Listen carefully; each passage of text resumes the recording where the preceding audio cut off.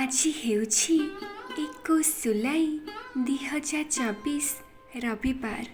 ଆଜି ଗୁରୁ ପୂର୍ଣ୍ଣିମା।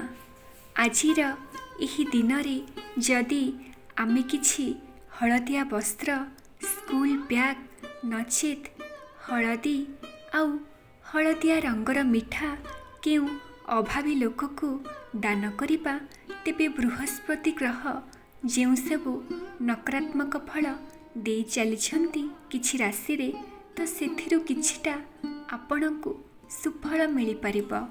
ବଡ଼ ବଡ଼ ପ୍ରୋବ୍ଲେମ୍ ବି ସଲ୍ଭ ହୋଇଯିବ। ତ କିଛି ରାଶିରେ ବୃହସ୍ପତି ଏବେ ନେଗେଟିଭ୍ ଚାଲିଛନ୍ତି। ସେମାନେ ହେଲେ ବୃଷଭ, ମିଥୁନ, ତୁଳା, ବିଛା, ଧନୁ, କୁମ୍ଭ ଆଉ ମୀନ। ଏହି ରାଶିର ଲୋକମାନଙ୍କୁ ଆଜିର ଦିନରେ ଏମିତି କରିବା ନିହାତି ଜରୁରୀ ଅଟେ। ଜୟ ଜଗନ୍ନାଥ।